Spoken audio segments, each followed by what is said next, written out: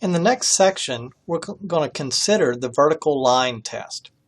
So visually, a graph of a relation between two variables, just assume we call them x and y, is going to be a function if it can pass this vertical line test. So in this test, if a vertical line intersects the graph in more than one location, then the relation is not a line, or is not a function. If all possible vertical lines intersect the graph in one point at most, it might not depending on the domain, then the relation is a function. So let's go back, change that wording there. Okay. So for example, in this first graph, no matter where I draw a vertical line, so that would be top to bottom, I can only intersect the graph in one spot at a time. So figure 1, this graph, actually is a function. In the second graph, again, no matter what vertical line I would draw, straight up and down, I can only intersect the graph in one point. So as a result, this also would be considered a function.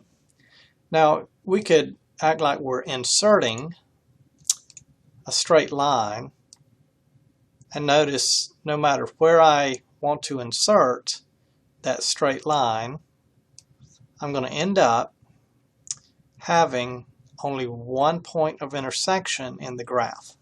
So this would pass the vertical line test no matter where that line is. Now let's look at a couple of other graphs. Now in this graph, this is not a function.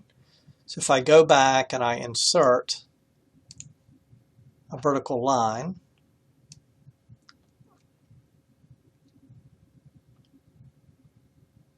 what is it that we notice about the line? Well, it intersects the graph up here and down here. So as a result, it intersects the graph in two locations. So the purple and red lines, if they were considered the relation, then you would say that that is not a function because the vertical line test is failed. What about the bottom graph? So if we consider the yellow and the blue part as one graph, okay, now notice if I draw a vertical line in the negatives, the graph doesn't exist over there. So it doesn't intersect the relation at all. So let me insert a line there just to show you.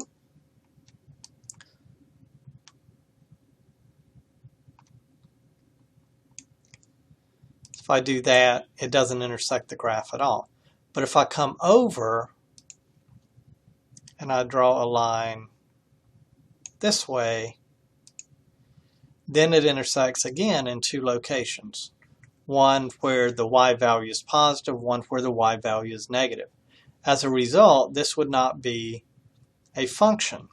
This is actually the square root function. If you look, if you take 4 and take the square root, you would get 2, or negative 2. So if I draw both the positive and negative answers out, I get this sort of looks like the nose of a jet plane or something. But what happens is it's not a function. That's why a lot of times when we define the square root, we say that it's just the positive square root function. So it's just the yellow part. So if I take the blue part out, then I would actually have a function because the vertical line test would be passed. But as is, writing both the positive and negative square roots, you end up not having a function. So this is the vertical line test.